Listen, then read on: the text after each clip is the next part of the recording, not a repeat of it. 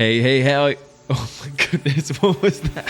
Hey there, everyone, and welcome to Shoot for Impact. My name is Cody Scott, and in today's episode, we're going to be speaking with Hailey Faria, professional photographer and by far one of my most favorite photographers of all time. But you have to listen to the podcast to find out why. So let's get started.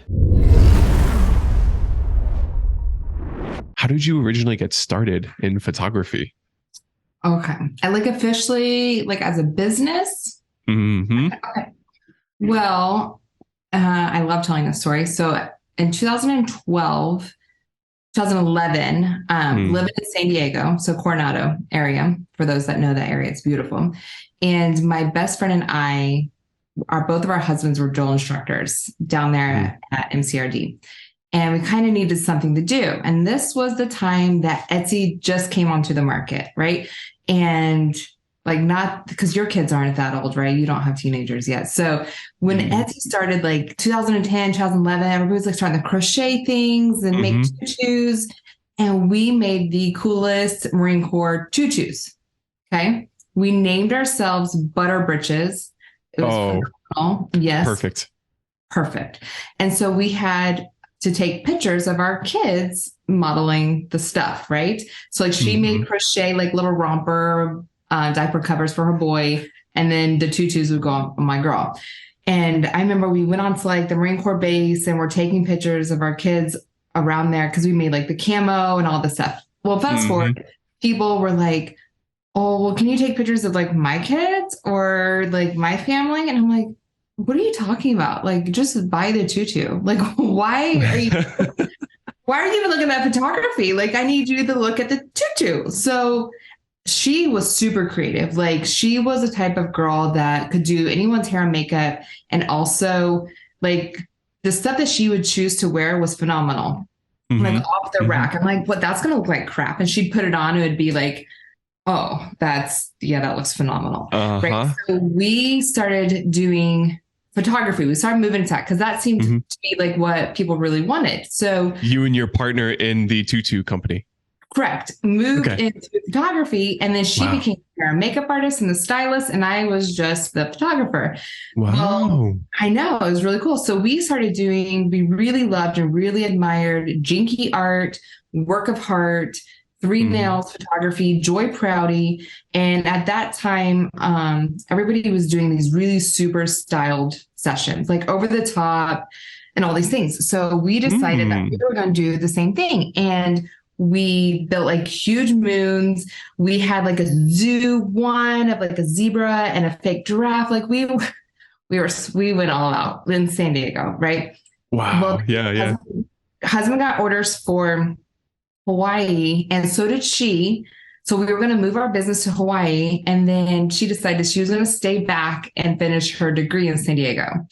And I was like, no, because of the Marine Corps, sometimes if you don't take that job, there you're move on. And sure enough, they ended up getting another job in California and did not go to Hawaii. So I packed up and moved my business to Hawaii, did really, really well. That's really, really well. I did end up having to find another stylist at the time, and her name was Autumn, and she became my mentor. It was incredible. Yeah. So that's kind of where I started, was just kind of dabbling in something else that was creative, that kind of, transitioned. And that's kind of the cool thing about art, right? It just kind of ebbs and flows and opens new doors and stuff. So yeah, so that's how I started. Right. That's what I like about photography in and of itself, but more specifically, a true photographer, someone who is genuinely good at the craft, not just the technical stuff, but also has the eye for light, composition, and moreover, movement. You're not just posing people. What I've noticed is you're capturing moments, legit moments of people, and they just so happen to be some of the best photos of all time. They're absolutely amazing. And for anybody watching this, by far my favorite photographer on the market right now, definitely the most unique that I've seen. Have you told other photographers how to get a similar style, and do you kind of lean into be unique, be what you feel like? How do you generally help people who are trying to get something similar? For sure. So like whenever you go to my workshops or my mentorship. So actually today came up on my Facebook memories. Today, 6 years ago, was my first workshop. So Wow. yeah, it was pretty awesome. Was this out in Moab? No, no, Breckenridge, Colorado. Uh-huh. And, Yeah, I've been there. it was awesome. But I think what I love about the teaching portion of it is because I set up the scene, right? Like, okay, this is my vision. This is how I see that moment. But I don't really have them do like, other than maybe certain moments where it's like an up close shot. But I want them and I encourage them to get different lenses out, like ones they probably wouldn't normally shoot with, and shoot the same session from a different angle. And it's pretty awesome. I've had people climb up boulders to get above shots. I've had people lay on the ground. Like, my most recent North Carolina, Michelle Hart, she was literally on the beach sand, shooting like the sand up. And we're all standing. We're like, what are you doing? And she got the coolest shots of the surfer couple in the water. And it's like, wow, she saw it her own way. And that's what I love. I just kind of just set up and really encourage them different angles, different, just be creative with it. Like, I don't know, if you're seeing the emotion from that side, then get that side. Like, so I think just as photographers, when we look at Pinterest pictures and all that, we're like, okay, we try to study, okay, where were they standing? How was that all, all that kind of like technical aspects of a photo, right? You try to break it down like that versus going, okay, I look at this photo and what do I love most about what's going on here? Okay, I love that there's movement. I love that there's connection. I love the way he's looking at her or whatever it is. And that's kind of what you need to take to the shoot and take with like, whenever you're looking at something, like you want to recreate like a feeling. And instead of like, I really don't want them to get in their head. Like they have to technically, I'm not a rule of thirds and I don't know all those other, I don't know, college terms for, photography. And cause when I see something happen, I'm shooting it from feelings only. And so I try to encourage that on my side. When they come to me for teaching, that's what I really want them to do is just shoot with feeling. And then also go into like take another workshop or, class or whatever from a photographer that teaches you the rule of thirds, that teaches you all these different things. And so you combine it, boom, you have everything, Wow. That's amazing. In my industry, Hailey, in the commercial videography space, I have to create videos that actually get results for people. So one of the ways I do that is create emotion in my videos because people buy emotionally. Yes. You're taking photographs that elicit emotional responses, which probably mean your couples are rebooking you, aren't they? Yes. They are. Well, there's a secret if you made it this far in the video. Make sure you shoot photographs that can elicit an emotional response. So let's back up a little bit. You moved to Hawaii and your business was doing well there. What happened? What happened next? So it was really cool. Hawaii was a great learning experience because I went into in-person sales, and that was in 2013 to 2016. And I got to really capitalize on that market because there wasn't even a Target over there. When I lived there, there was like nothing there. And I was able to find like a wholesaler for professional photographers only, where I got like barnwood frames, torn edge prints that no other photographer had access to really, or they may have, but they didn't know about it. So I became the one that you had to come to if you wanted. And that's when that whole farmhouse trend went away or, blew up. So did you start it? Or no, I would, but somebody else did. So I brought the whole barn. I found someone who made these handmade barnwood frames and would ship them. Very expensive. So like my overhead was a lot, but I could charge, over $2,000 per session, 10 years ago, because I was selling these really cool prints. So did all that. Still use like props. Some of my probably, if you go on Pinterest and you do Hailey Faria photography, probably some of the best ones that pull up are going to be in Hawaii. And you're probably not even going to know that they are Hawaii because we did, my partner at the time, Autumn, we just made really cool setups. It was awesome. But anyway, so being my husband is a Marine, he got orders to Oklahoma. Oh, there he is walking in the background. Yep. So I will never forget. It was my birthday. I was with my mom because her and I share almost similar birth dates. And we were in Maui And my husband called, and we were supposed to have actually gotten orders to Aurora, Colorado. We were supposed to move from Hawaii. We thought our next duty station was Colorado. And we already planned. We had already gone and visited. Like, we were like, oh, this is where we're going to move. This is going to be incredible. And he calls me. He's like, hey, so we got our orders, but we're moving to Oklahoma. And I cried. And I cried. And I was like, no one lives in Oklahoma. That's Hillside. Like, what? Like, I was just mortified, but I love the way God works, because I was alone that weekend with my mom, which was my best friend for that weekend.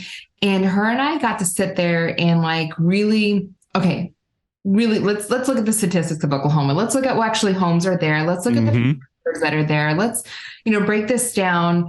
And so coming from Hawaii, where I'm, charging about $2,000 minimum for a session, the median income, I think, Lawton, Oklahoma in 2016 was $28,000.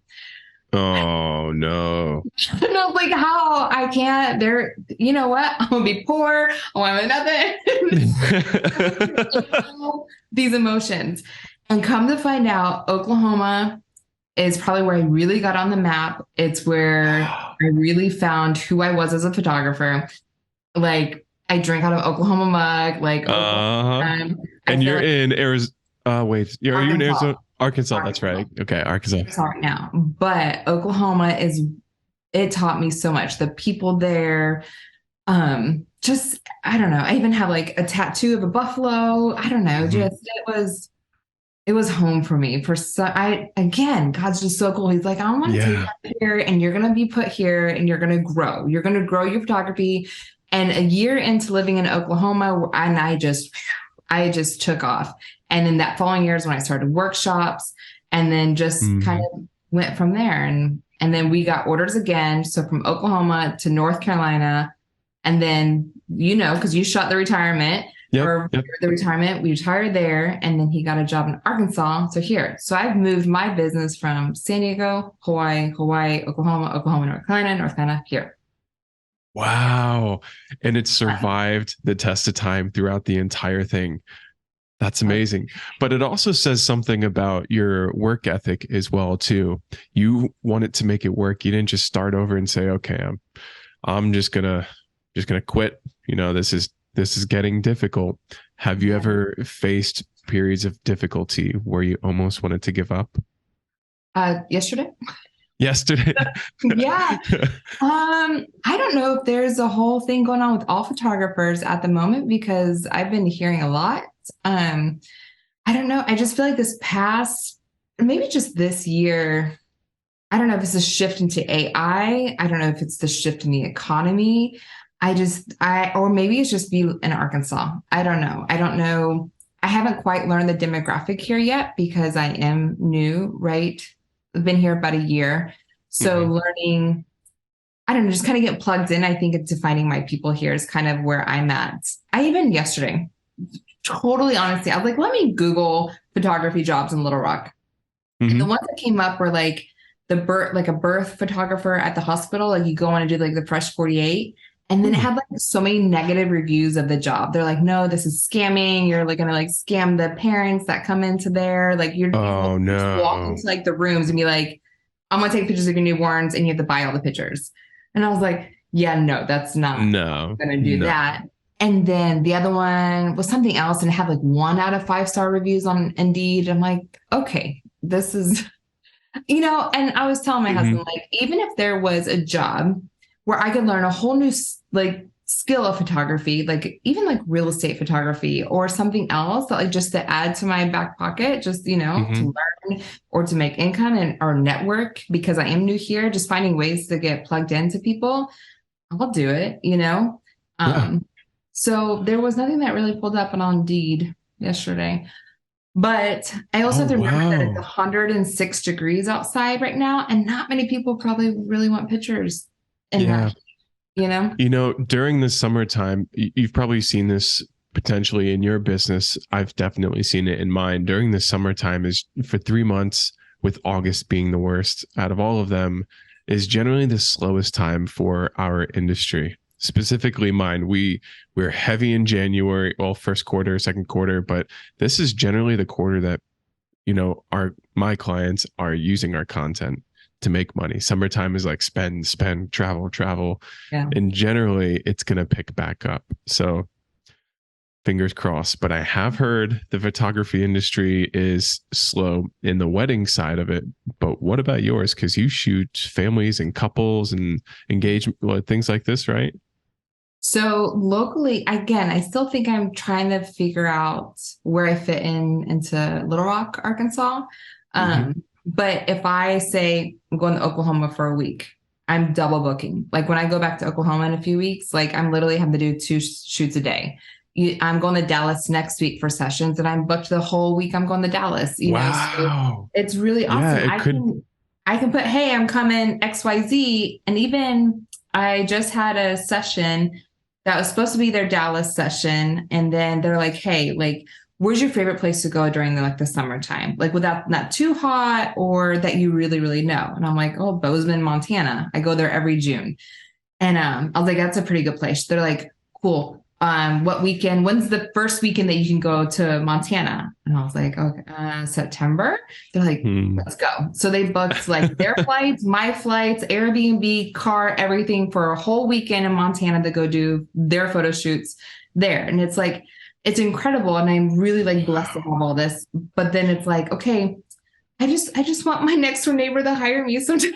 Like yep. I want to be local. And so that's kind of a new thing. But also I can understand, like, if you look at my Facebook and my Instagram, like all my different posts are from different cities and states and countries or wherever. So I think some people are like, I don't know if she's here. Yeah, that's true. Yeah. Sometimes it's kind of hard to pin down where you shoot, but it does show that you travel a lot, which is, generally the couple's willing to have a higher budget. Yes. They like that kind of stuff. So, but I've been traveling hard for almost 6 years, and and not that I want to slow down, but kind of like I'm kind of a sucker for routine, being completely honest with you. So, and then my son's going to be a high school senior this year. And then my daughter's entering 8th grade. Like, I feel like I need to slow down for a little bit, and then kind of once they're out of the house, shoot, maybe he and I will go get an RV and go wherever, How's he doing, by the way? He's doing good. He's retired, but I mean, he has a job. Nice. He's busy. I think he's doing 50 house projects right now. Amazing. Yes. So one of the things that stick out the most for me when I look at your photography is your style. More, if I was be more specific, your editing. Oh, we've talked about this once before, and I believe you told me everybody asks you how you get that look, like you're just dragging a preset on there and then calling it quits. It's true. How do you do it? You don't have to divulge your secrets, but I'm assuming it's a lot of editing goes into that, right?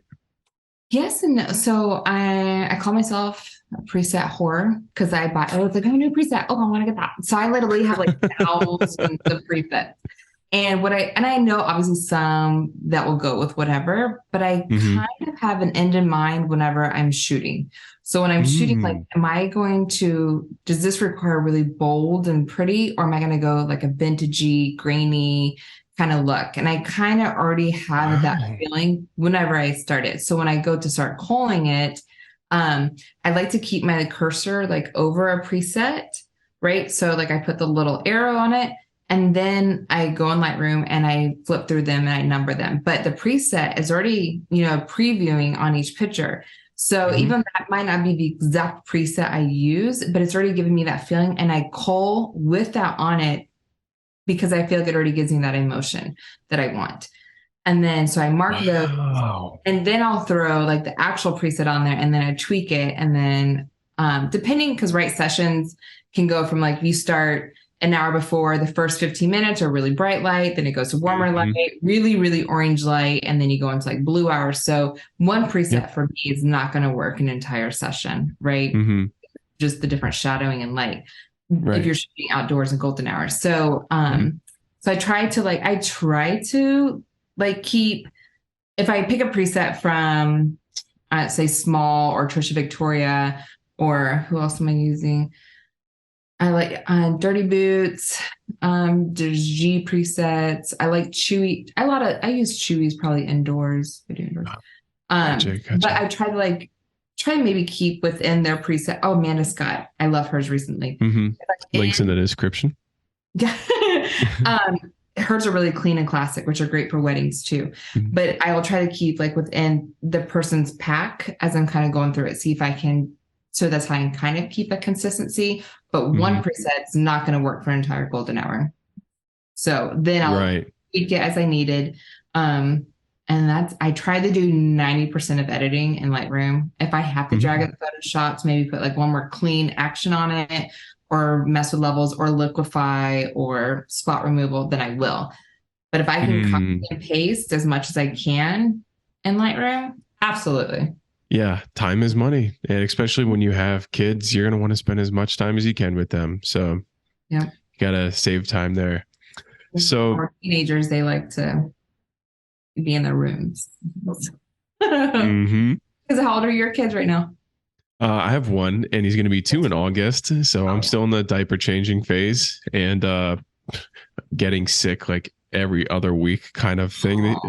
You know, when these little ones just pick everything up and whatnot. So that explains the sinuses.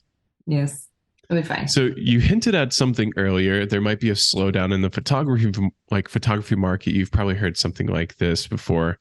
I think it's just hit or miss, probably depending on where you're at. It's busy or slow.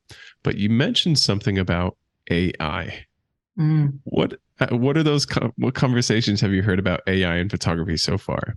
Well, quite a few. I think when it first came out, and am I saying that right? Generative. Yeah, like generative fill. Generative fill. I was seeing before and afters of someone who lived like in Kansas, right? Flat field with a couple trees in the background. And then selected all that and put mountains, and then selected the sky and put rain, and then the ground put flowers. So they changed from Kansas to probably looking like they're in Colorado. And I'm like, oh Lord, like, not that that wasn't a beautiful photograph, but I'm like, our client's going to be like, okay, hi, I know that we're just living in Little Rock, Arkansas, but can you make it look like we're in Italy? You know what I mean? And so I felt like the authenticity was being stripped away a little bit. If clients know that like that's the potential that we could do to their pictures now in Photoshop, and be like, I know that there's no flowers here because it's November and everything's dead, but could you add some daffodils that will bloom in April? So I'm like, I think because I shoot so raw and so authentic that I feel like it was scary for me. Like, are we taking that away from that? People going to want, you know, I don't know. So it was like that moment I went through. And then yesterday I had a friend post her editing that she used, that AI Imagine, I believe it's called, right? And it edited her photos even better than she did, because she spent a couple hours putting in different catalogs. You give it a few of your catalogs and it like tries to understand your editing style, and then it can edit like a session like in 2 minutes or something ridiculous. Wow. So, right now, I see. Saving time like that seems okay to save you time.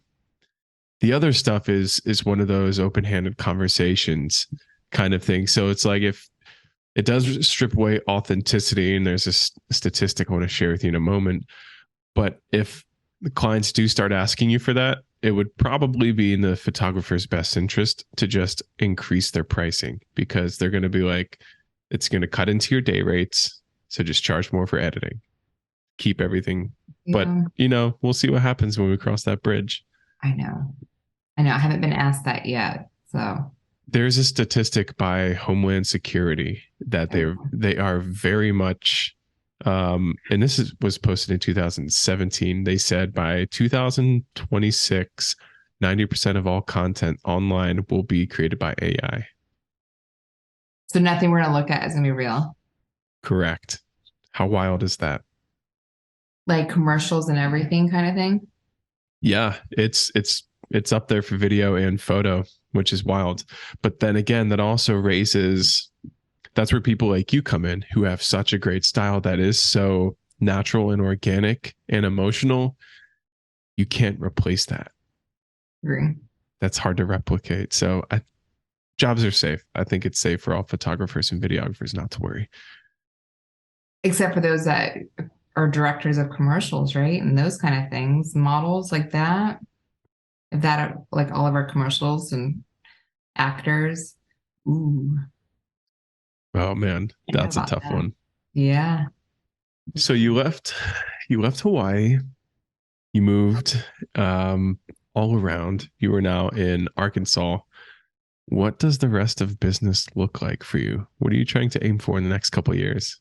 Yes. So I'm going to start we'll see where this goes, right? You never know until you start it. I am doing, I think I'm launching it next week officially. Just jump in, right? They tell you just to jump and go for it. So it's a subscription only Instagram, but for women.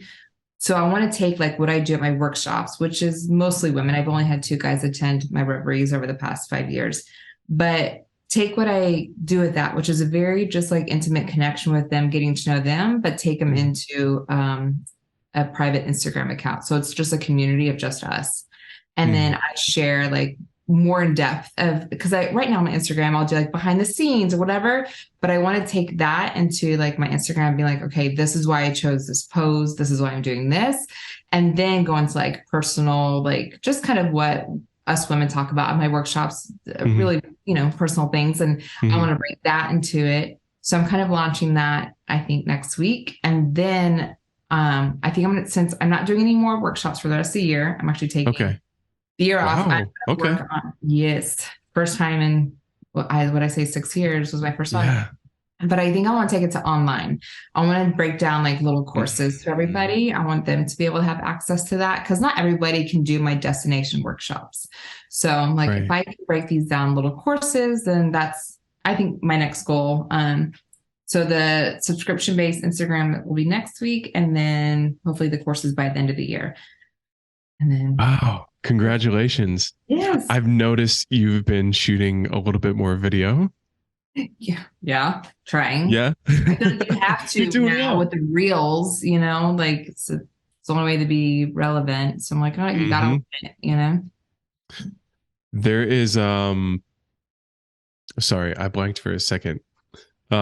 It's probably good practice for photographers to start trying to learn video. Agree. Yeah. So I don't know if there's any resources out there. I'm sure I'll create a course at some point, but you're working on an app. I thought, no.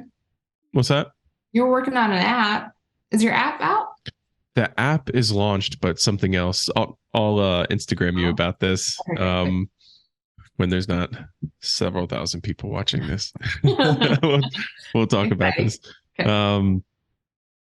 Yeah, so you're switching to Instagram groups for your women. That's something that you've shared with me before. When you do your workshops, you talk about photography, but really it's about the connections. Yes. Is that something that's big in your brand? That emotion, that human part of human connection about it. Yes, because I think whenever women sign up for my workshop, I think they do go into, okay, I'm going to learn this, I'm going to learn this, blah, blah, blah, all these things, right? But what they come out in the end is, wow, I have a sisterhood. I got to learn more about myself, because how I see it is if I can get them to learn more about who they are, right? See themselves, I don't know, I think, how can I put this? So like a lot of women who show up are moms, wives, all these things. But when they come to the workshop and it's just them and paired with all these other women that come from this kind of same background, right? We're all photographers. The majority of us are moms, wives, all these things. But when we show up, it's just them, and they almost get to reconnect with who they are. And if I can get them to see a better version of themselves, that is a ripple effect, right? So if they I always take them on hikes, right? So if they accomplish a really hard hike, or if they can learn to overcome conflict within a group, or if they can learn, they find out their strengths and weaknesses within those few days together. But if they can become better, then I feel like they in turn become a better wife, a better spouse, obviously, a better mom, better friend, and it just kind of does all these things. So I don't think they ever know what that looks like until they show up. And then I don't know it's just this energy that just unfolds, that they're able to just be themselves. And it's a beautiful thing, on top of being around other photographers and learning not just from me, but all the women collectively, like it's like an open table, right? So if I'm talking about something, they piggyback, and I'm also learning like, oh, wow, you do that. And it's just really cool. They learn from everybody else. Or if I'm shooting, they're behind me and maybe I can't help them at that moment. And another photographer is like, oh, let me show you. Oh, you should do this setting or whatever. So it's such a great atmosphere. And that's kind of what I want to bring onto an online and almost like a daily thing, because it was you who asked me, what do you do after a workshop? Because we are all on such a high, right? And then there's this crash. It's a fall. It never fails. After a workshop, they're like, I mean, still my DMs go off like, I miss you guys, like we're just having like, want that energy back. So I'm like, I need to somehow bring that back, and because you had asked me, how are you going to fix that crash? And I really don't feel like there's a way of fixing that, because you need to experience that, because then it shows how great that experience was, right? But it's a way of maybe still finding a way to just connect with them on a daily and let them know they still have a friend. It wasn't just for a few days. It's an everyday thing. Like, I'm here for you. Yeah. Thank you for sharing that. That is amazing. That is amazing. Especially closer towards the end of this call here. Aggregating community. That's how you fix it. I'll message you about that on another different subject, but thank you for your time today. If anyone wants to check out your work or even hire you, what's the best way to do that? Probably my website, because my web guy is awesome and he set up a really cool website. So it's HaileyFariaPhotography.com. Perfect. We'll put that on the screen. With an I. So many people spell it differently. Hailey, Hailey. Yes. Touche. So for any other photographers watching this video right now, what are some words of wisdom that you want to share with them? There are 2 books that I would probably highly recommend that I think will change a lot of perspective. Steal Like an Artist. Incredible. And 2, Audience of One. And those are phenomenal. They're short reads, and they just kind of really, I love the Steal Like an Artist, because even the Bible says nothing new has been created underneath the sun. Like, it's all been done before. So, right. So all art has really been done. It's just how you do it, how you perceive it. And it kind of gives you permission to not steal, but in essence, like, okay, how can I recreate that on my own? And that was really cool to have like a guided permission for that. And then Audience of One is really cool, because it really talks about like even like David Bowie, and how David Bowie was just like this crazy, amazing musician, right? And how he just kind of said like, it's just about him. So he started creating weird, funky, he was just funky. Yeah. And just kind of started creating just for him. And then in turn, it created millions of fans. So it's kind of the same thing, like create for you, because create for you. And then because you're going to be so passionate about what you're doing, it's going to attract the multitude. So those are 2 great books. And that's a wrap. Thank you so much for listening to this podcast today. If you found this information helpful, like, comment, and subscribe to help grow the reach of this channel. For more videos like this, click that little notification bell so you never miss a video. We'll see you in the next one.